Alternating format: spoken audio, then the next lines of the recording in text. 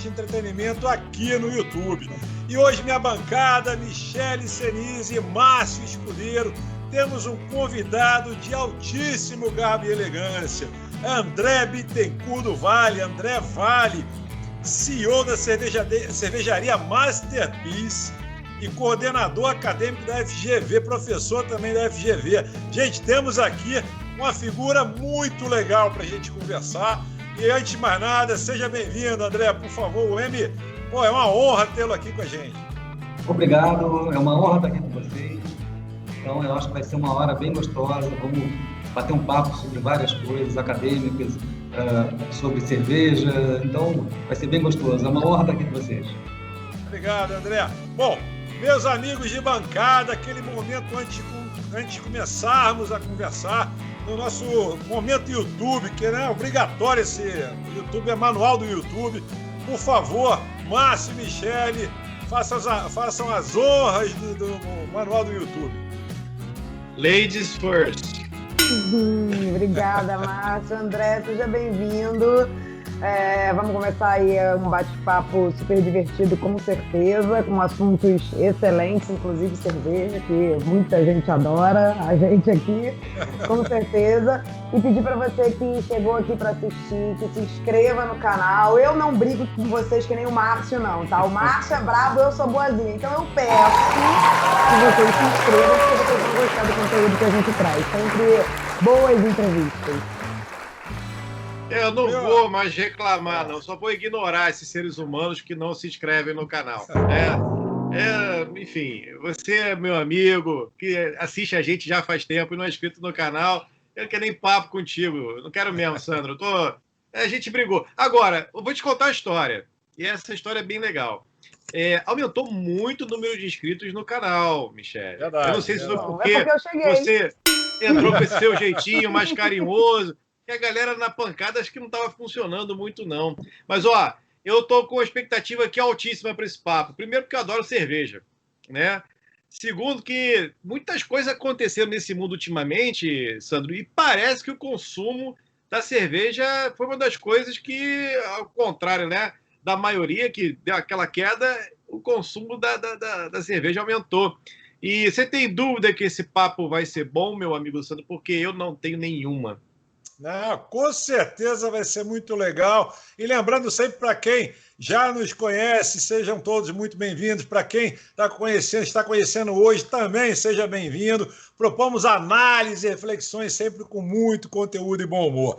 Bom, nosso convidado, já falamos aqui que é CEO da cervejaria Masterpiece, coordenador acadêmico na FGV, bacharel em engenharia elétrica, mestre também em engenharia elétrica, doutor em engenharia civil, participou do programa de negociação na Universidade de Harvard, seminário de administração de negócios e gestão na Universidade de Ohio, inovação radical, administração de negócios e gestão na Universidade Tecnológica de Massachusetts, programa avançado de gestão de projetos na Universidade de Stanford. Gosta pouco dos Estados Unidos.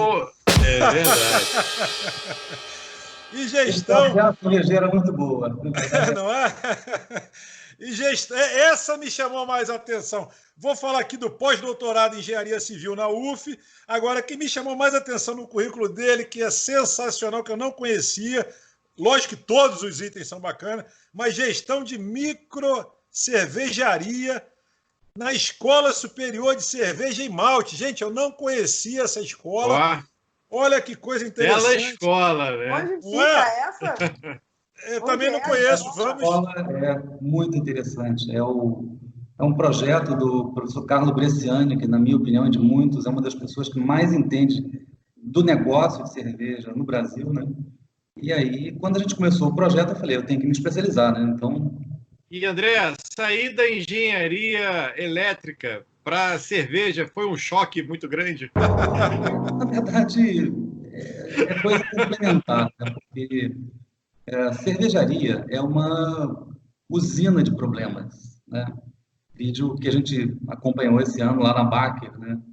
E engenharia é resolver problemas. Então, eu acho que é uma coisa natural. E principalmente quando a gente faz um projeto como o nosso, que a gente hoje é a cervejaria mais sustentável do mundo. Então, é um grande quebra-cabeças que a gente teve que montar. E o fato de ter toda essa formação em engenharia facilitou muito que a gente trouxesse as melhores opções, as melhores soluções para que a gente resolvesse toda essa questão de sustentabilidade, de projetos. Então, a gente está bem feliz com o resultado que a gente está alcançando. Olha, só para deixar aqui registrado que o nosso convidado é niteroiense, aqui radicado no Rio de Janeiro, Niterói, tricolor, né?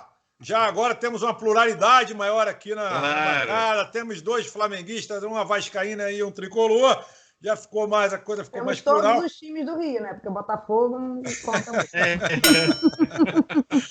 E aproveitando, então, já que começamos a falar da cervejaria, a gente sabe, André, que essa atividade, esse segmento tem muitos players no mercado, né? Players, inclusive, fortíssimos. Né? Como é que foi essa entrada no mercado? Você sentiu muita dificuldade? Rola digamos assim, barreiras? Tem uma certa, entre aspas, máfia para conseguir o seu espaço nesse mercado? Ou você conseguiu entrar de uma forma mais tranquila? Veja bem, primeiro, o mercado de cerveja artesanal no Brasil ainda é muito pequeno. Tá? A gente está na faixa de 2% de todo o mercado de cerveja. Só para efeito de comparação, no mercado americano esse número chega a 25%. Então, esse foi o motivo pelo qual eu decidi entrar. Porque realmente eu percebi que a curva de crescimento no Brasil seria análoga ao que a gente viu nos Estados Unidos. E essa exatamente... Sabe quando você... Eu não sou surfista, mas eu gosto muito de pegar jacaré, sabe? Então, eu gosto muito de pegar. Então, sabe aquele momento certo de você entrar na onda? Foi basicamente isso. Eu venho acompanhando o mercado há 25 anos e eu senti que estava no momento certo de estar entrando nesse mercado. A barreira de entrada é altíssima. Tá? Não é fácil. Imagino. Esse motivo foi o motivo pelo qual eu fui fazer o curso de gestão lá na Escola Superior de Cerveja e Malte, lá em Blumenau. Eu acho que eles são muito bons e deu uma visão, realmente é um mercado difícil. Não é fácil. Só para vocês terem uma ideia, a visão que eu tenho hoje é fazer a cerveja é a parte fácil disso tudo. Tá? Mas realmente é uma batalha diária e nesse mercado o que acontece é que a gente percebe que existem barreiras naturais em termos de bares, existem em termos de... O principal problema é a questão dos impostos. Tá? Praticamente, numa cerveja, você paga metade de imposto. Então, o que acontece? Você pensa, cerveja é fácil. Não. Fazer cerveja não é difícil. Tá? Fazer cerveja boa já é um pouco mais complicado.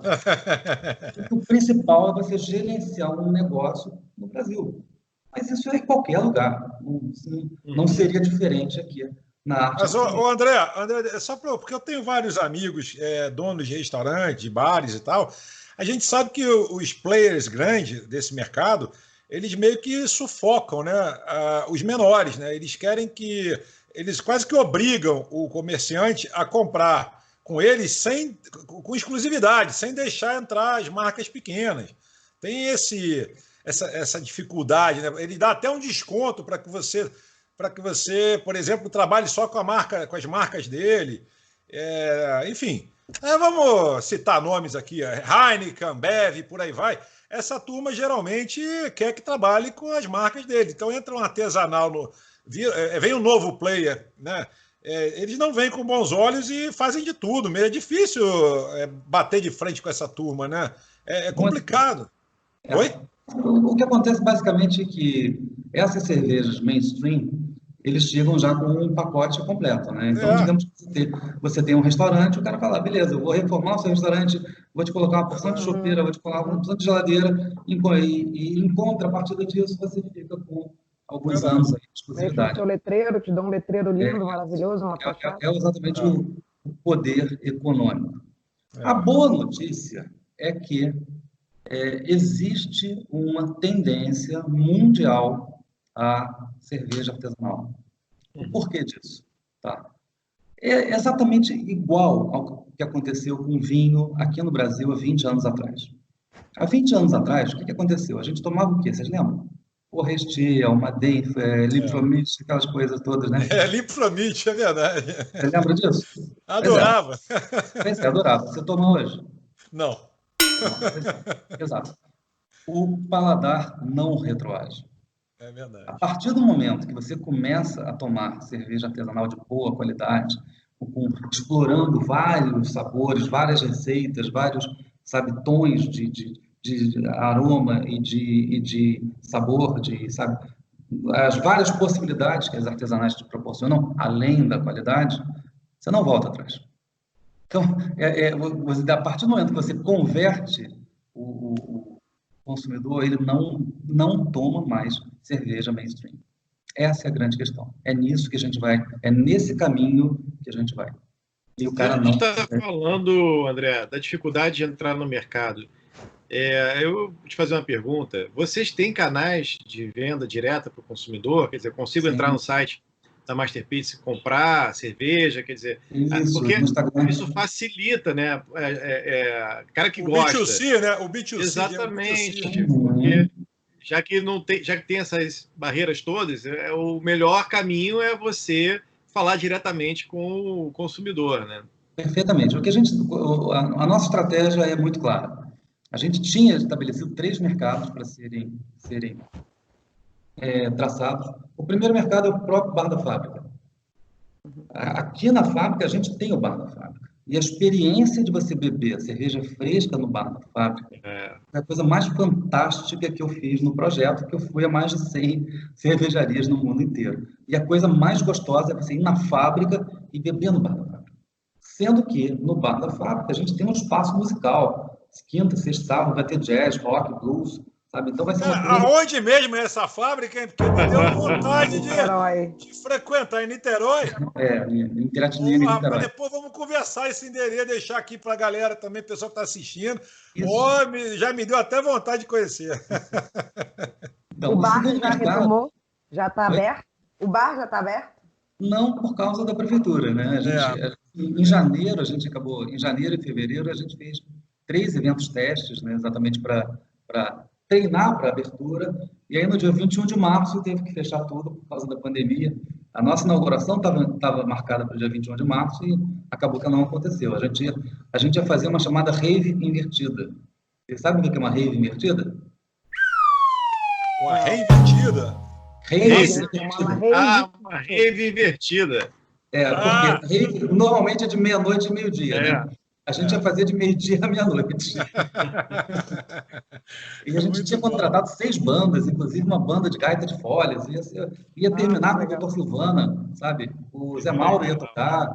Ia ser muito legal. Ia 6 bandas que a gente ia fazer. Ia ser o dia inteiro de festa, né? E acabou que não inauguramos, mas assim que a situação normalizar, a gente pretende abrir dentro dos protocolos hoje, né? De segurança, né, etc. Aguardamos um convite para a inauguração aqui no canal.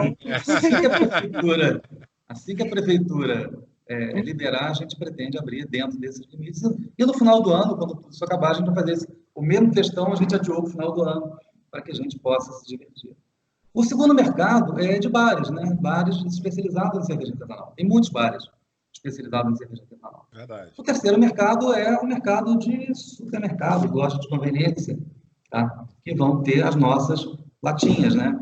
Então, a gente tem uma série de sabores, de estilos, digamos assim, que só estão disponíveis em latinhas. É basicamente uma linha clássica, que nós temos 6 tipos de cerveja, que são as 6 tipos de cerveja mais vendidas no Brasil. Pilsen, IPA, Session IPA, Weiss, Red e Pale Ale, inglesa. Então, esses 6 estilos são os 6 mais vendidos no Brasil.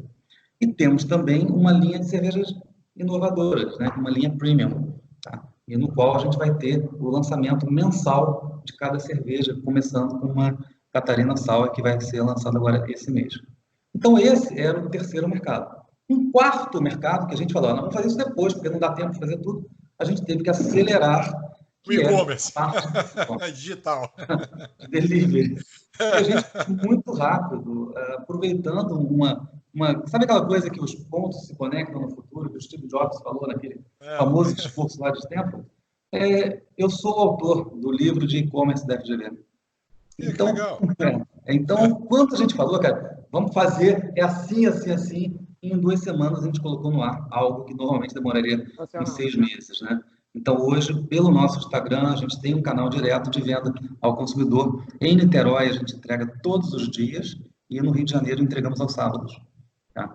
E estamos utilizando uma coisa muito legal, que é a única cervejaria do Rio que está utilizando uma embalagem, como eu te falei, né? A nossa cervejaria é a mais sustentável do mundo. Durante um certo tempo, quando a gente começou o delivery, a única coisa que tinha disponível era o chamado PET Growler, que é uma embalagem de PET de um litro, todo mundo está usando.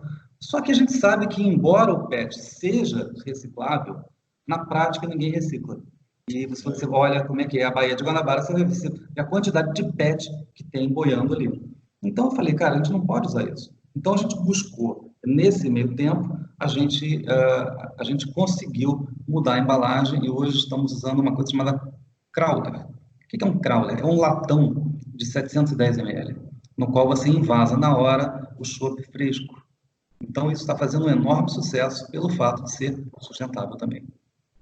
Ô André, quem que está assistindo a gente aqui agora, que está querendo, já ficou com vontade de comprar, qual é a forma? Qual é o endereço eletrônico? É o site, é o Instagram? Entra lá no Instagram, tá?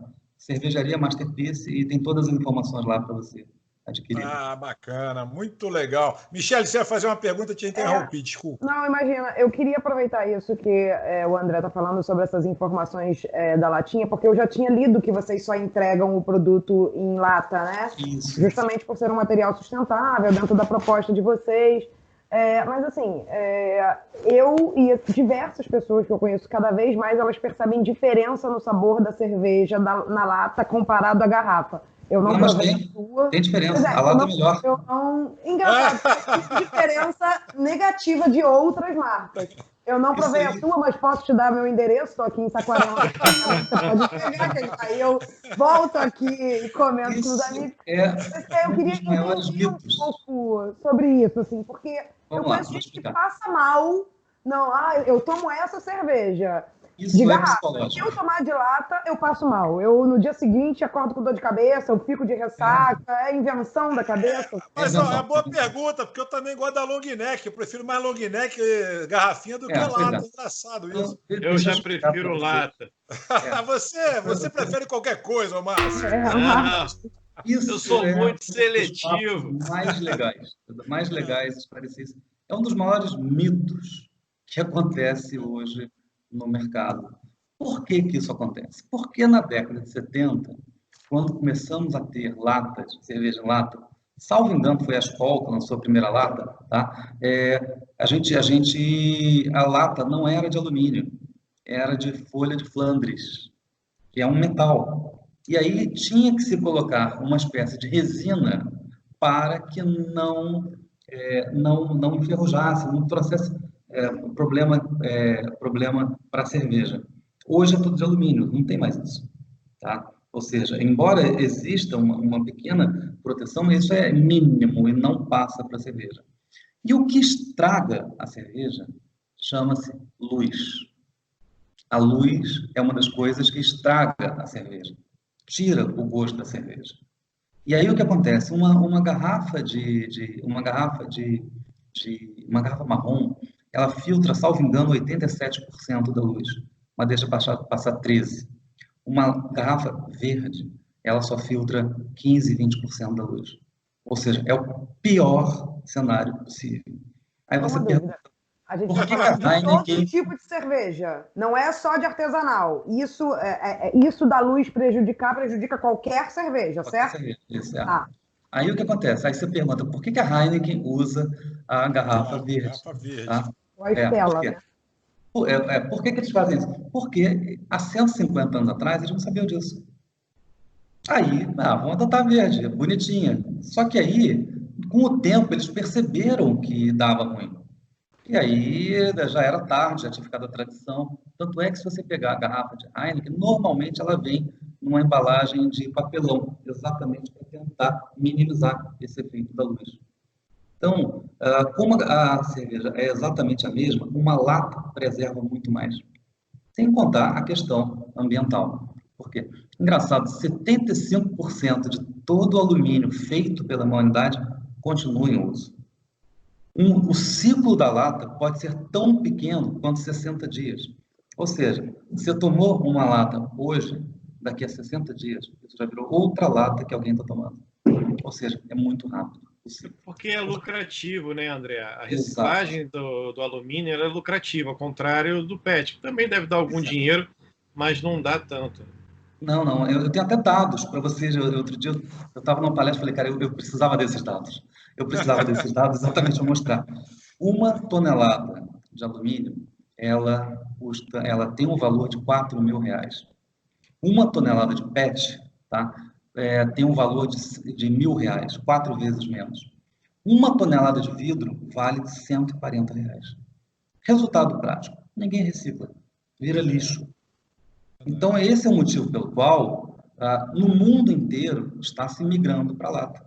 No mercado americano, esse ano já aconteceu isso, né? Ou seja, vidro descendo, alumínio subindo, e esse ano o alumínio já ultrapassa o vidro em relação à envase de latas de cerveja no mercado como um todo. Ou seja, é um caminho, sabe, que não tem volta. Na nossa apresentação, André, o Márcio falou que possivelmente o consumo estaria subindo agora na quarentena. Você confirma essa informação dele aí, que de fato o pessoal anda consumindo mais agora, por estar mais em casa, né?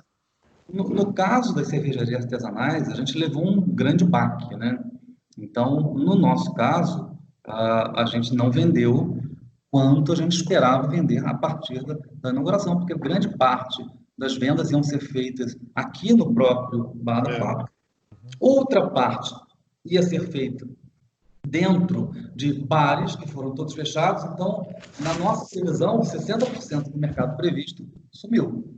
Então, agora, para as cervejarias já estabelecidas, que já tinham ciclo de fornecimento com mercados, essas estão vendendo bastante, isso é fato. As pessoas estão bebendo mais, até porque não tem muito que se fazer. Não tinha, agora as coisas estão começando a normalizar. Mas há 3 meses atrás não tinha o que se fazer, né? E falaram que o álcool combatia o vírus, então a galera... é agora que eu vou pegar esse vírus, e caiu dentro. Aí é álcool por fora, álcool gel. Olha, uma fake news, cerveja artesanal combate o vírus. É muito bom isso, muito bom. Gente, rapidamente aqui, um minuto aqui para a gente falar sobre a nossa audiência. A audiência mandando aqui algumas informações. Por exemplo, a Carol falando aqui, o que você passou a comprar mais durante a quarentena? Ela quer saber se você passou a consumir mais delivery, cursos online, stream, jogos ou outros. Entendeu? Seria aqui uma pergunta dela que é interessante, inclusive, né? Bem interessante. Eu vou te aproveitar esse momento. Eu tive dificuldade no início da quarentena de encontrar jogos, cara.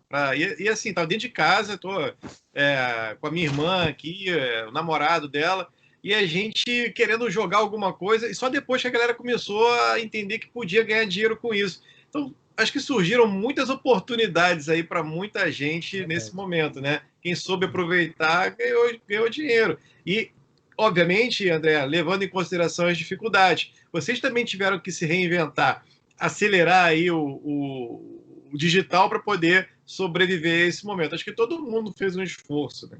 Verdade. O Eric aqui também mandando para a gente que 54% dos usuários do Instagram no Brasil tem mais de 30 anos. Ele fala aqui que saiu uma pesquisa há um tempo atrás dizendo que era uma rede mais de né, teenagers e tal, e que o Facebook Business já desmente esses dados. Ao contrário, a galera que tem usado mais, 54%, já é uma galera com mais de 30 anos. Mas os adolescentes fugiram do Instagram exatamente por isso, porque os pais começaram a chegar no Instagram. E aí, eles não gostariam, eles não queriam que os pais vissem. O Instagram lançou o Close Friends exatamente para isso. E agora eles estão no TikTok. Eles estão no TikTok. Para que o público jovem essa galera pudesse postar escondido dos pais. Escondido do público mais velho. Mas é difícil, né, se esconder em rede social. Eu acho isso meio que Pô, eu acho isso meio difícil. Mas, assim, eu falo muito aqui no programa. Depois a gente pega mais uns momentos de audiência aqui, porque me veio de novo essa.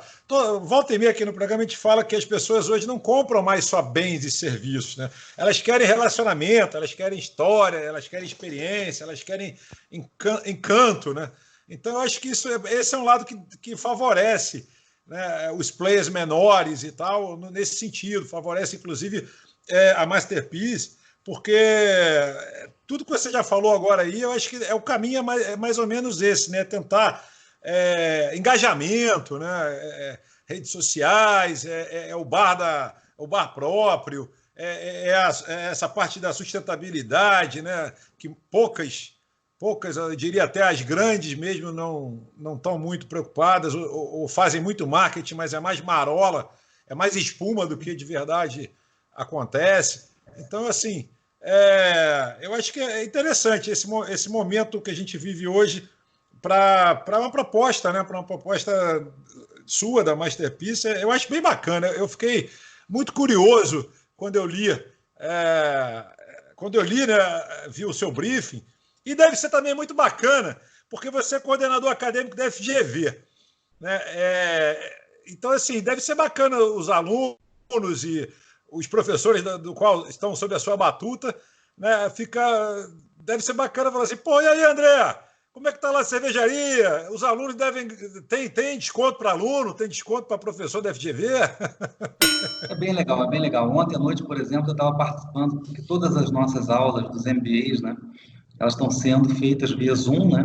Então, ninguém tá indo na sala de aula, mas foi bem legal. E é bem interessante porque você mostra na prática o que é o gerenciamento de projetos. Verdade. Então, quando a gente fez esse projeto aqui da cervejaria, só para vocês terem uma ideia, em janeiro de 2019, a gente tinha um gramado. Em janeiro de 2019. Em novembro de 2019, ou seja, 10 meses e poucos dias, a fábrica estava pronta, com tudo instalado, já produzindo. Então, por que a gente conseguiu fazer? Se você for pensar, é raríssimo você ver uma obra de uma cervejaria com todos os sistemas elétricos, hidráulicos, de produção, envase, tudo funcionando nesse tempo recorde. Porque, na verdade, o que a gente fez foi aplicar na prática o que a gente ensina. Então, o legal é isso. Você está mostrando que realmente o que você ensina é algo factível, não é simplesmente uma teoria inútil que não serve para nada. Realmente a gente conseguiu fazer isso porque a gente utilizou as melhores técnicas de gerenciamento de projetos, que é o curso que eu coordeno na FGV, tá? O MBA de gerenciamento de projetos, exatamente para que a gente pudesse fazer isso em tempo recorde e com todos aqueles requisitos ambientais que a gente colocou, né? Então, por exemplo... André, sim. Não, por favor, não quero te interromper. Eu ia fazer uma pergunta dentro do que você está falando. E você comentou que a grande dificuldade não é a cervejaria em si, né? Que é a burocracia, são essas barreiras impostas aí pelo Brasil, né? Pelo nosso sistema. Existe algum movimento, quer dizer, de alguma forma, se as cervejarias estão unidas para tentar buscar melhorias nesses sistemas, quer dizer, melhorar, desburocratizar, criar alguma situação ali que permita um melhor dia a dia dentro dessa anomalia que é o nosso sistema tributário, essa loucura que a gente vive aqui no país? Tem um movimento nesse sentido? Porque isso é legal, que ajudaria mais gente, né, com iniciativa a entrar nesse mercado. Isso seria bom para todo mundo. Não, a gente apoia, a gente é membro da Abracerva, e aqui no Rio, especialmente, tem uma coisa que é muito bizarra. A nossa cervejaria, como começou agora, a gente está no Simples, né? Simples Nacional. Quando você está no Simples Nacional, você paga todos os seus impostos ali num único documento, que é o DAS, Documento de Arrecadação do Simples, tá? Ou seja, todos os impostos, desde o municipal até o federal, estão embutidos ali, depois a União vai lá e distribui. Normalmente, os bares que a gente vende, tá, também estão no Simples. São bares que são pequenos, todo mundo está no Simples. Só que quando eu vendo um barril para um bar, eu, além de ter isso tudo, ainda tenho que pagar o ICMS-ST, que é de substituição tributária. Só que, na verdade, eu já paguei isso, e o banco também. Então, na verdade, esse ICMS-ST é uma bitributação. E aí o que acontece é que, mês passado, o governador do Rio, Witzel, ele publicou um decreto extinguindo o ST. Foi uma festa. Pô, graças a Deus, acabou aquela... Não é nada, são 27%. Então, sabe, 27% de um valor que já é... A margem já é pequena, isso é mortal para a gente. No dia seguinte, o decreto caiu. Durou 24 horas. Tá? Então, tem a ver com aquela briga toda que está tendo lá na Assembleia, etc., mas o fato é que durou pouco, sabe, essa possibilidade. Mas é uma questão que a gente está conversando com os deputados, a gente está mostrando, cara, isso não faz sentido, isso, sabe, faz com que a gente não gere emprego, sabe, isso faz com que as empresas fiquem sufocadas. Então, a gente tem que tentar conscientizar, porque, olha que coisa interessante, o setor de cervejaria artesanal, ele, embora seja somente 2% do volume, ele emprega muito mais gente do que as grandes. Porque uma fábrica grande, mainstream, é tudo robotizado, tudo automatizado. Não tem gente praticamente trabalhando, muito pouca gente. Enquanto a gente é artesanal, tudo é feito à mão, né? Então, a gente tem uma grande necessidade de pessoas e isso gera o quê? Emprego, gera renda. Então, essa é a grande questão. O governo deveria estar mais atuante em relação a isso. É verdade. Michele Senise, diga lá, a nossa representante vascaína na bancada.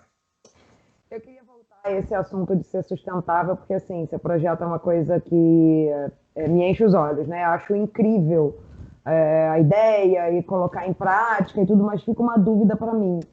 O quanto isso afeta na ponta, assim, no preço do seu produto, para cima ou para baixo, assim? Você consegue um melhor preço porque você tem uma estrutura toda sustentável ou, no final das contas, o consumidor paga um pouco mais caro para você conseguir manter essa estrutura? Veja bem, deixa eu só esclarecer umas coisas que são bem legais, tá? A sustentabilidade não é só a sustentabilidade ambiental, que todo mundo pensa, né? Nessa questão de sustentabilidade ambiental, a gente é quase 100%. Tá? Incrível, vocês usam água da chuva para lavagem, né? Eu vi. É incrível. Um painel fotovoltaico, né? O bagaço do malte vira barrinha de cereal, cookie, brownie. Sim, para ser consumido no bar.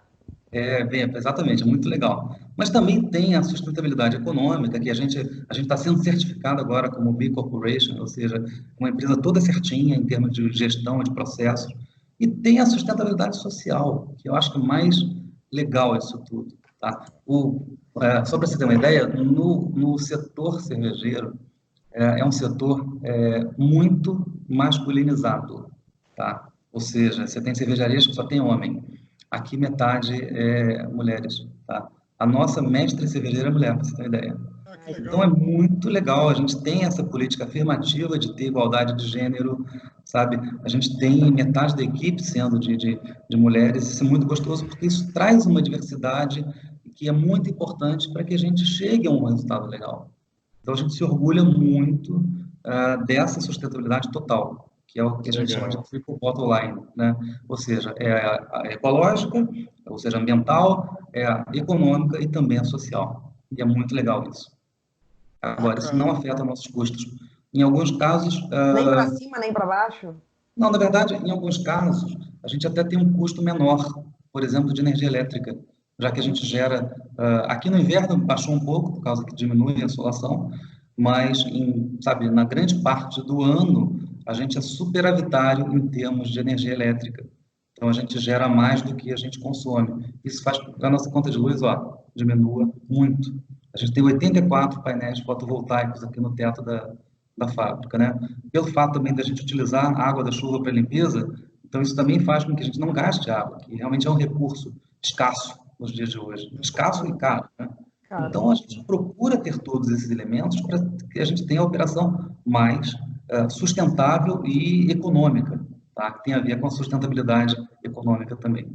Então, a gente procura sempre ter os menores custos possíveis. Liderança em custo é uma coisa muito importante. Então, a gente fabrica tudo aqui, a gente invasa tudo aqui, todas as latinhas são envasadas na fábrica, então não tem nenhuma terceirização externa. A gente teve que investir mais, a gente sabe disso. mas a gente investiu exatamente para que tivesse uma operação enxuta e sustentável economicamente. Foi legal essa pergunta, porque sempre eu fico com uma pulga atrás da orelha. Por que o papel reciclado é mais caro, né, que o papel tradicional que a gente compra, né? O papel que uns chamam de sulfite, ofício, é o papel normal, né? Aí você vai comprar um caderno com folhas recicláveis, vai comprar um papel, enfim, são coisas que eu sempre fiquei curioso em saber por que é mais caro uma vez que é reciclável, né? Mas assim, tem motivos para isso. O fato é que no caso do papel você tem todo o ciclo de reciclar e a escala é muito menor também. Verdade. Então essa é a grande. Por exemplo, só para vocês terem uma ideia, cada latinha para a gente ela custa R$2, tá? A lata vazia, tá? R$2. E aí a gente está cansado de ir no mercado e ver cerveja pronta já no mercado, preço de venda ao consumidor final mais barato que isso, né? Sim. Aí o que os caras conseguem? Volume. Então a gente está aumentando o volume. Quanto mais latas a gente fizer, mais barato vai ser. Eu até brinquei uma vez com a representante da Ball. A Ball é nosso fornecedor de latas, né? E já esteve visitando a gente, apoia a gente pra caramba. Eles são muito parceiros da gente.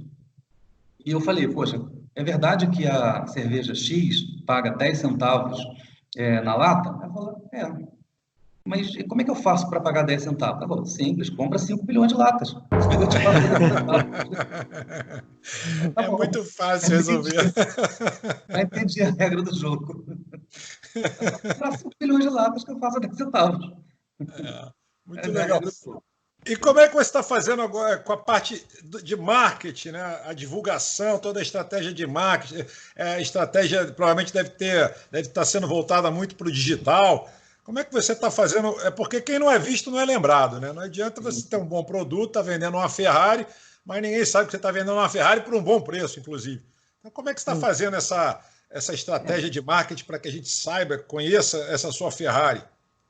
Basicamente a gente tem uma estratégia que é toda não, mas bem focada no digital, redes sociais, que hoje é o que dá resultado, né?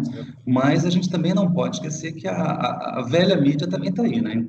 Então a gente frequentemente aparece na televisão, porque isso traz uma visibilidade bem grande para a nossa marca, e isso tem muito a ver com assessoria de imprensa, né? Então a gente tem que trabalhar todos os fatores. O boca a boca também é muito importante, a gente tem uma rede de amigos muito importante aqui em Niterói, então é legal a gente ter o apoio da comunidade, a gente apoia também a comunidade, a gente procura ter ações sociais, a gente apoia, todo ano a gente tem ações sociais que são feitas em casas de suporte, a gente apoia também a associação de cães e gatos, né, que é muito legal a gente poder apoiar esse tipo de iniciativa. É um abrigo que existe aqui em Niterói, que eles resgatam animais que estão largados na rua e a gente apoia. Esse é um trabalho bem bacana mesmo. É o que você falou. A gente apoia pra caramba, sabe? É o ciclo, é o sustentável como um todo, né? A gente não está falando só de Associação Casa do Cão e do Gato. Olha que legal. Grande trabalho, André. Parabéns. Muito legal mesmo. Mais uma pergunta, André.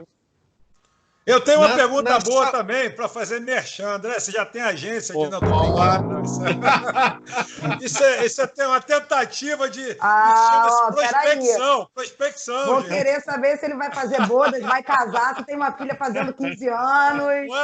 Todo mundo aqui agora prospectando. Coloca essas informações, André, numa rede social incrível chamada Flicas, né? Flicas.com. Momento deixando para todo mundo agora. Diga lá, Márcio. Vamos embora. Vou te fazer uma pergunta. Na sala de aula, as pessoas têm... Eu vejo que não, mas eu vou te perguntar, já que você tem essa experiência incrível para compartilhar com os alunos, elas têm ideia do quanto é difícil empreender no Brasil?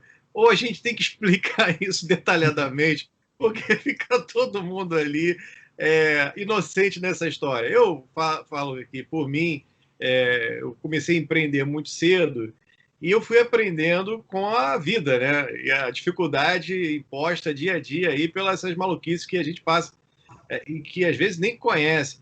Eles têm essa noção? Você faz questão de mostrar essa dificuldade? É importante, eu acho. Né? Deixa eu só fazer um adendo rápido, André, porque assim, eu como também sou professor, eu acho que a graduação eles são mais ingênuos. Da pós para cima a coisa começa a ficar mais ideia. Mas na graduação existe uma ingenuidade, aquele romantismo de empreender. Eu vejo assim, eu não sei se o André corrobora dessa opinião, mas eu acho que é por aí, né, André? É por aí. Eu acho que quando o cara faz um MBA, principalmente lá na minha instituição, as pessoas já estão um pouco rodadas, né? Calejadas. Se você quer realmente alcançar, então, sabe, o público-alvo, tipicamente, é 28 para cima, mas a gente... Sabe por quê, André? Desculpa te interromper, mas eu vejo o seguinte, até o profissional, né, o cara que não é empreendedor, o cara que trabalha numa empresa, às vezes não tem ideia, porque ele fica muito limitado ao exercício daquela função e não entende todo o entorno da monstruosidade que é, por exemplo, o Brasil, o Estado, né? A influência que isso tem na empresa. Então, eu vejo que muitos profissionais, já no mercado de trabalho, né, se especializando e melhorando, tem alguma dificuldade ainda de entender essa maluquice. Não só o cara que está entrando no mercado, não, mas gente mesmo que já está ali há algum tempo, mas naquela função. Eu fico com uma sensação de que nem todo mundo entende o tamanho do bicho. Entende é quem entra, meu amigo. Quem entra que vai entender direito. Não adianta ficar especulando. Entende quando apanha. E quem apanha não esquece, quem bate esquece. Agora, quem apanha não esquece. É a melhor maneira de você entender o que é empreender no Brasil, é empreendendo. É fazendo, de fato, arregaçando as mangas. E aí você vai entender exatamente como é que a banda toca. Lógico que toda a parte acadêmica é importante, né? Até porque eu sempre falo aqui no programa que sorte é o encontro do conhecimento com oportunidade. Então é importante ter o conhecimento, mas também não adianta uma coisa sem a outra, né? Tem que ter conhecimento, tem que ter oportunidade, as duas coisas têm que se encontrar. Né? É complicado, mas é muito importante que esteja preparado. E nessa linha de empreendedorismo, eu já dei aula, era uma das cadeiras que eu ministrava, e empreendedorismo foi uma das primeiras na instituição que eu dava aula lá, a ir para o EAD, que eu achei assim, lamentável, inclusive os alunos também na época acharam lamentável, por ser uma cadeira tão importante, e na época o EAD estava começando, né? E, gente, EAD não é o que a gente está falando dessas aulas online de hoje em dia, né? Que agora mudou a terminologia, virou de EAD, está passando para online e tal. Era aquele EAD que você gravava e era a mesma aula que funcionava para todo mundo. Quer dizer, funcionava entre aspas, né? Que era para todo mundo. Não funcionava muito bem, não, mas que era para todo mundo. Então, assim, não estou fazendo uma crítica especificamente a uma instituição, não.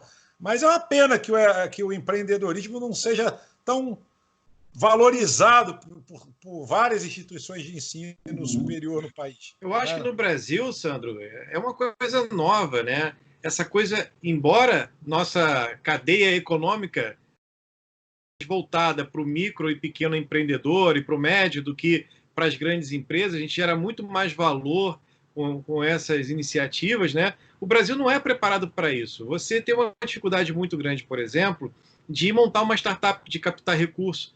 Nos Estados Unidos existe todo um arcabouço preparado para isso, né? Mas os brasileiros não são preparados também. Sim, mas o Estado... Né? Eu acho que é por aí, Michel, é mais os brasileiros. Não é tão novo empreender no Brasil. O problema é o conhecimento, né? O conhecimento. Mas a gente não avançou, Sandro e Michele, nas estruturas, né? Você tem, por exemplo, mecanismos de captar dinheiro fora do país para startups, mas muito mais ágeis, muito mais fáceis, tem acesso ao capital com muito mais tranquilidade.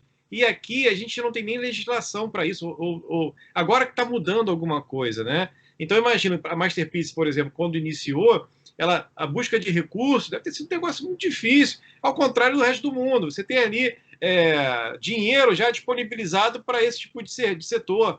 Então, a gente aqui está caminhando a passo de tartaruga nesse sentido. Eu acho que é uma das coisas que a gente tem que para melhorar. Ô, André, o Márcio mora em Miami. Então, ele está agora ali em Manhattan, visual lindo aí de Manhattan, mas ele mora em Miami, então ele tem, assim, às vezes, uma visão, né, USA do negócio, que é normal, né? Mas assim, eu acho que é mais o preparo do povo, do brasileiro, que eu acho que o norte-americano está anos-luz na nossa frente. Não sei, gente, botei na mesa aí para a gente sair na porrada mesmo, discutir, faz parte aqui, concordar, eu acho que é uma junção dos dois. Eu concordo. Tá? Tem dois aspectos nessa história. Primeiro, existe o aspecto cultural. O brasileiro ainda acha que o Estado vai dar tudo para ele. Verdade. Exatamente. E ao contrário. Tem uma coisa que eu já fiz testes nas minhas turmas, e eu fiz a seguinte pergunta. Vamos lá, você tem uma boa ideia, tá? Aí você chega lá num fundo de investimento e, cara, pô, essa ideia é boa, eu gostaria de investir. Aí o fundo vai lá, então beleza, eu vou investir, mas eu vou ficar com 90% e você vai ficar com 10%. Você sabe que 100% não aceita isso? Aí eu falo, cara, lá nos Estados Unidos é assim. Lá nos Estados Unidos é assim. Porque não adianta nada você ser dono da ideia do Google, tá? E a ideia não vale nada, era um paper, tá? Então, quando os caras foram lá buscar dinheiro, o que os capitalistas... Beleza, eu vou ficar com 80%, vocês ficam com 20%, tá bom. Porque eles acham que 20% de uma coisa que vale $1 trilhão, isso significa 200 bilhões de dólares para cada um. Tá? E 100% de zero é zero, né? 100% de zero é zero. Exatamente. Então, existe realmente esse aspecto cultural que o brasileiro, não, a ideia é minha, então eu tenho que ser dono. Não, amigo, você pode ser dono de uma excelente ideia, mas, cara, o dinheiro é dele, né? Então, o brasileiro tem esse problema cultural de se apropriar. E o americano também, se pintar uma oferta, o cara, tá bom, vendo, depende da oferta. O Brasil, não, o negócio é meu, como é que vamos tirar? Sei lá o quê. Existe esse aspecto cultural. Agora, o interessante, Márcio, é que você mora aí em Miami e a ideia da Masterpiece surgiu aí em Miami. Ah, que legal. Legal. Foi bem legal, porque a minha família tem um apartamento aí em Aventura há uns 10 anos, né? A gente comprou quando o dólar estava baratinho, estava super barato. E aí o que acontece é que, por causa disso, eu ia todo ano lá no torneio de tênis, lá do ATP 1000 de Miami. E um grande amigo meu, eu estava lá na moita, pegava milha das minhas aulas, etc. Estava lá na moita, tá? Porque, na verdade, ninguém precisa saber, né? Você está lá, trabalhando, de manhã você faz tudo que você faz aqui, tudo pela internet, e de tarde você vai ver os jogos. Aí o cara me manda mensagem, pô, André, eu tô indo aí para Miami, pô, eu tô indo para Miami, você quer alguma coisa? Eu falei, cara, eu tô aqui em Miami, vamos tomar um chopp. E aí ele me falou que ele estava querendo mudar para os Estados Unidos, porque o irmão dele morava aí. E ele falou, mas o que você vai fazer? Eu vou comprar um caminhão, vou dirigir caminhão. Eu falei, cara, pô, tu é engenheiro, vai dirigir caminhão? O que você acha da gente abrir uma cervejaria aqui em Miami? Aí levei ele ali naquela cervejaria de Wynwood, tá? Wynwood Walls, né? Tem 4 cervejarias ali muito legais, não sei se você conhece. Tá? E aí com certeza. Que pergunta! Levei lá, aí a gente ficou com a ideia, e aí daí surgiu a ideia da Masterpiece. A ideia era abrir uma galeria de arte, já que ele trabalha com material artístico há muitos anos, e surgiu o nome Masterpiece, que é obra-prima, né? Então, a nossa ideia era abrir aí primeiro. Mas aí, quando a gente voltou para o Brasil, a gente falou, cara, não é melhor a gente se ferrar em português primeiro? Porque você tem toda uma rede de amigos, de contatos, etc. E aí, se a gente se ferrar aí, cara, ferrou, né? A gente não vai... Tá? E aí, a gente resolveu abrir aqui. Mas a ideia era abrir aí, em Miami. Muito legal. Bacana. Muito bem. Viu? Quase que você História boa. A Masterpiece aí do seu lado para poder se deliciar e deleitar. Mas quem sabe a gente não abre ainda. Uma filial aí em Miami. É verdade. Experimentar aqui a galera e a concorrência lá em Miami é muito maior, né? Você tem mais mercado, com certeza, mas também tem muita gente lá competindo, né? E aqui no Brasil, de fato, cara, eu sinto falta. Estou acostumado lá com essa oferta, né? E aqui a gente fica limitado. Embora pareça que tenha muita cerveja hoje, porque a gente não tinha muita cerveja antes, ainda é muito pouco comparado a esses mercados mais estruturados, né? E aí, eu vou te fazer uma outra pergunta, André, nesse sentido. A gente precisa, eu como apreciador de cerveja, né? Você encontrou, por exemplo, na internet, eu já vi alguns canais, eu tenho até um amigo que tem um canal chamado Breja Maníacos, que faz aí um trabalho bem legal, mas vocês usam influencers, pensaram nessa história de usar a personalidade para representar a cerveja de vocês? Vocês fizeram alguma iniciativa nesse sentido? Sim, gente, todo lançamento nosso é enviado para todos os influenciadores, os canais, YouTube, jornal, sabe? A gente tem uma linha específica de contato com todos os influenciadores que a gente traz os caras para cá e, sabe, eles adoram. Realmente, a fábrica ficou bem legal. Eu estou falando isso porque são esses caras que me trazem as novidades, né? A gente não tem muita divulgação, não encontra muito no mercado, mas eu assisto muito esses canais porque eles sempre vão me informando aí das novidades, dos lançamentos. Sim, a gente é algo que a gente faz isso sistematicamente, né? E como o projeto da fábrica ficou muito bonito, só para você ter uma ideia, o que a gente fez?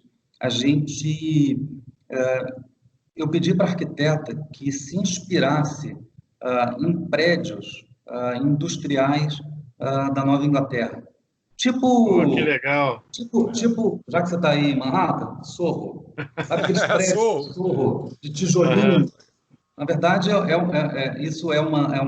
na verdade, a fábrica foi toda construída, a gente fez o acabamento todo de tijolinho, exatamente para simular que você estivesse naquele ambiente ali, sabe, de prédios de 100 anos atrás, sabe, com tudo isso. O que a pessoa quer hoje é uma experiência. É o cara estar num local legal, tomar uma boa cerveja, ouvir uma boa música, estar com os amigos. É isso que as pessoas buscam nos dias de hoje. Tá? Tipo, mais do que nunca. Aí em Nova York, lá na Brooklyn. Você vai lá na Brooklyn, é esse tipo de experiência que você tem. Tá? De tomar uma cerveja dentro da fábrica, sabe, num ambiente legal, sabe, sem luxo, mas, sabe, um ambiente raiz, sabe, que a pessoa se sinta bem. É exatamente isso que a gente pretende fazer aqui. Muito legal. Muito bacana mesmo. Michele Sanise, você ficou com sede nesse papo todo agora? Já falei para ele que eu estou aqui à espera da degustação. Gente, melhor profissão do mundo, influencer de cerveja. Olha isso, quero virar isso. Muito bom, né? Muito bom. Gente, olha só, a Dani mandou aqui para a gente o seguinte: se te faz feliz o sucesso do outro, você entendeu tudo. Legal, né? Muito bacana. Legal. Muito Mas isso bacana. é o mais difícil, né? Isso é o mais difícil. A galera não gosta disso, não. Não, enfim. A energia que você espalha te representa melhor do que qualquer palavra. Também aqui não se identificou, mas também é bem bacana. Verdade. E um aqui boa do Veríssimo. Aliás, essa a gente já leu em outro programa, mas insistentemente mandou, a gente repete. Às vezes a única coisa verdadeira num jornal é a data. Quem mandou foi o Álvaro. O hype da internet está sendo política o tempo todo. Eu até estou deixando passar aqui o pessoal falando de política para a gente não entrar num papo que não convém, mas é complicado, né? A gente está nessa polarização toda. Enfim, vamos passar, senão eu vou acabar entrando. Eu estou quase falando sobre... Posso fazer uma pergunta para finalizar, para mudar o assunto, para você não cair em tentação? Não, é verdade, por favor. Eu queria perguntar para o André, assim, André, de todo desse seu projeto, da sua cervejaria, assim, qual parte dele você sente mais orgulho, assim, dele ser um projeto sustentável, de você ter feito ele rápido, de você ter feito ele com um amigo? O que você olha para trás e fala assim, caramba, que top isso que eu fiz? Tem criança de 9 anos vendo o programa, eu ia falar um palavrão e corrigir na hora. Não, mas a criança tá vendo, mas não era para ver. Não era para ver, porque mandou recadinho pra gente, aí eu me segurei. É verdade. Mas, assim, não assista. O que você olha para trás e fala assim, caraca, olha que incrível que eu fiz. Qual parte desse projeto? Eu acho o todo. Eu acho o todo. Você olhar, você ir para a porta da fábrica e falar, caramba, eu sou louco. Eu sou louco. O que eu fiz? Mas é legal estar aqui dentro, não? E o que mais me deixa feliz é a pessoa vir aqui na fábrica e falar, caramba, vocês são legais. Vocês são, puxa, vocês são algo que a gente admira, sabe? Porque vocês buscaram o equilíbrio entre ter um negócio e esse negócio ser sustentável, esse negócio ser bom para as pessoas que trabalham, sabe? Então, o mais legal é se orgulhar dessa história toda e ter as pessoas aqui felizes, tomando nossa cerveja, saboreando, sabe? Criticando, não gostei dessa, mas pode experimentar isso aqui. Tem 21 torneiras no bar da fábrica, até pessoas que não gostam de cerveja, é interessante, né? Porque às vezes amigos, posso visitar? Vem aqui, tá? Vem de máscara, mas vem. Tá? Aí, pô, eu não gosto muito de cerveja, mas experimenta essa aqui, tá? Caramba, que gosto é esse? Falei, pois é, então cerveja não é aquilo que você acha que só tem aquilo. Cerveja é um mundo, tá? E é um mundo bem legal, porque você acaba fazendo amigos, é um ambiente de enorme colaboração, é um ambiente de enorme cooperação. Durante o projeto, várias cervejarias me ajudaram. Semana passada, a gente estava com problemas na entrega e um dos maiores concorrentes, que não é concorrente, mas na verdade parceiro, tá? Daqui de Niterói, não, passa aqui, pega o saco de malte, depois você me devolve. Então, existe isso, um ambiente de colaboração, e isso é muito legal. Isso é legal mesmo. Gente, a gente está entrando na reta final do programa, mas antes eu queria... Cara, isso aqui beira o surreal, mas é de verdade. Eu queria só... Momento adulto. Se tiver alguma criança, por favor, assistindo agora... Não pode, a gente está falando de não cerveja. É para criança. Então, por favor, é um momento mais adulto e eu achei muito surreal, mas eu vou dar essa canja aqui para a audiência, que a audiência, a gente faz o programa para a audiência, no final das contas. E pedir já para a galera dar o like, que essa entrevista está sensacional, né? Muito bacana. E, gente, acreditem, o Paulo mandou para a gente. E olha, eu fui comprovar, tá? Fui apurar e é verdade. Tá até inclusive no G1. Aplicativo de delivery processa garota de programa de Salvador. E aí ela tem um cartaz, né, com aquele iFood. Me entrego em sua casa, eu juro para vocês. Tá rolando e é de agora, não é antigo, não. A menina tal da Suelen, né? Enfim, tá aí fazendo essa propaganda e tomou um processo do iFood. É o uso da marca de vida, né, Sandro? Não pode. A Roberta, ela conta aqui uma história que, bom, a gente também vai prestigiar, né? Ela diz que minha amiga foi avisar para o chefe que ia atrasar no emprego. Só que aí o corretor, em vez de atrasar, botou transar. E aí o chefe respondeu, ok, não esquece de se prevenir, use camisinha.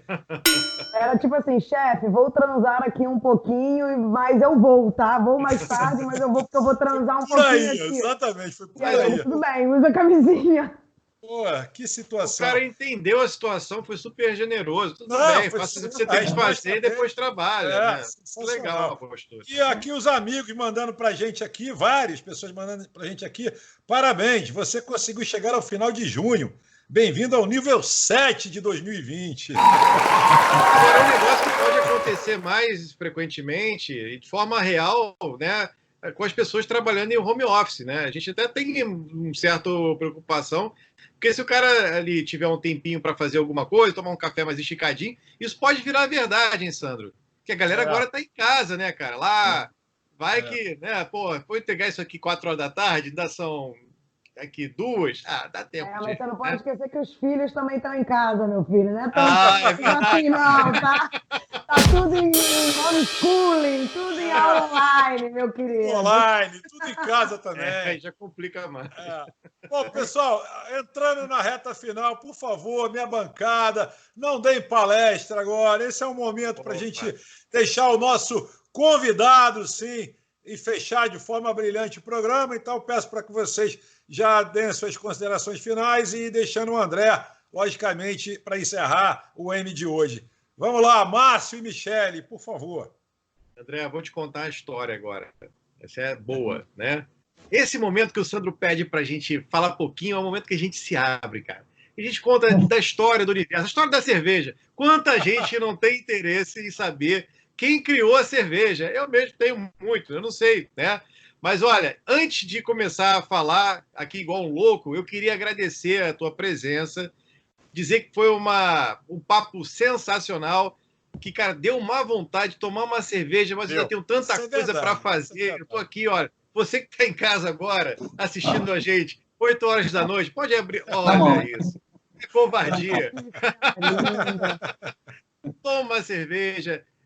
Tem canal no Instagram? Instagram, Masterpiece. Canal no Facebook para a galera se inscrever, para a galera curtir vocês. A gente vai deixar aqui embaixo para você ter acesso a isso. E aproveita aí, você que tem a ideia de abrir uma cervejaria, bate um papo, manda uma mensagem para o André, pergunta se é difícil, se é complicado, o que pega mais, o que pega menos, e toca o barco, meu amigo, porque a gente acredita que o importante é a iniciativa, é você querer, que querendo dá para fazer. Obrigado, André, muito obrigado. Michele, eu tô aqui, cara, torcendo para a hora passar, porque daqui a pouquinho eu vou abrir uma. André, quero agradecer seu tempo, sua história é sensacional, é muito bom conversar com pessoas que, como você mesmo disse, eu sou um louco. Que bom que você é um louco, porque são os loucos que inspiram a gente a fazer o que a gente acha que não é capaz, o que a gente acha que não tem coragem. Então, assim, obrigada pelo papo, adorei. Espero realmente convite para ir no seu bar assim que ele inaugurar. Com certeza, convidada de honra. Com certeza que eu vou adorar, adoro cerveja. Márcio normalmente é mal criado nessa etapa e eu sou boazinha, então eu só peço para vocês darem o like no vídeo, porque foi muito bom, e se inscrever no canal, pedindo com jeitinho, sem malcriação. Ô Michele, quando você arrumar a minha esposa e fizer o meu casamento, eu vou servir só a Masterpiece, estou avisando aqui com antecedência, tá? É o que vai ter lá. Acho justo.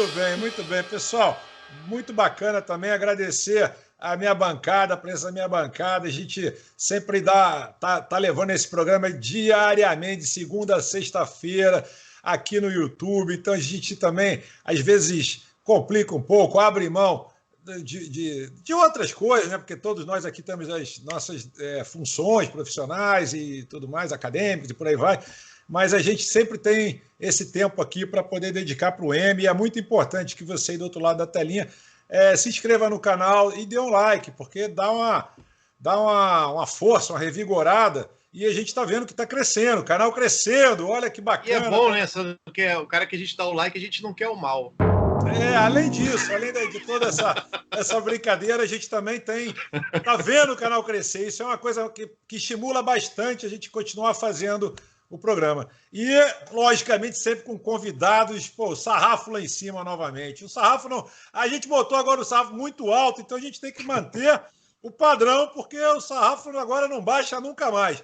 Muito obrigado, André, pela presença, e fica à vontade aí nas suas considerações finais. Muito obrigado, foi uma honra estar aqui com vocês, adorei esse papo. Deu vontade também, acho que eu vou dar uma descida ali e tomar uma cervejinha, tá? Muito bom. E aí, muito bom. Uma consideração muito importante, eu acho que eu recomendo e indico para todos os meus alunos e para todo mundo, cara, quer empreender, empreenda, porque é isso que vai levar o Brasil para frente. E aí a gente espera que esse nosso empreendimento seja um empreendimento bem-sucedido, seguindo todas as regras, sendo ético, sendo honesto e sendo bom para as pessoas que trabalham aqui, sem que haja nenhum... a gente tem política de assédio zero, não pode. Na verdade, eu tenho um taco de beisebol, tá? Escrito diálogo para esse tipo de situação. Não aí pode. Sim. Quem se houver vai se ver com o meu taco de beisebol. Então, é isso que a gente tem que fazer. Ou seja, empresas sérias, pessoas sérias e que querem fazer o bem e se divertir. Tá? Porque a gente está aqui no trabalho e a gente quer um ambiente que a gente possa se divertir, que a gente possa, conviver bem, ter bons diálogos, boas ideias e que isso tudo seja um efeito de progresso e de de uma certa forma, de desenvolvimento. É isso que a gente espera. Espero que vocês tenham gostado. Foi uma honra enorme estar aqui com vocês. Fica o convite para que vocês venham aqui na fábrica nos visitar e experimentar uma das nossas 21 cervejas. Convite já aceito e pronto. Vamos todos ter aqui de aplicativo, porque não vamos conseguir voltar dirigindo ninguém. Vai todo mundo... Nem pode, inclusive, é contra a lei. Não vem. E fica também o convite para o André. Por favor, André, você volte várias vezes aqui no M.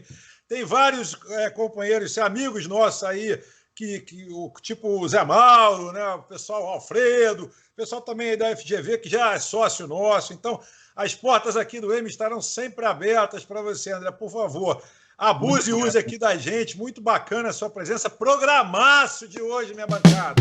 Muito obrigado pela participação de todo mundo. Michele, grande beijo. Márcio Escudeiro, vamos juntos sempre, meu amigo. E André, muito bom mesmo. É recíproco, sensação recíproca. Valeu, programaço. Até a próxima, de segunda a sexta-feira, aqui no M no YouTube. Ó, eu tô trabalhando aqui, mas eu já bebi, eu tô falando que o negócio é bom.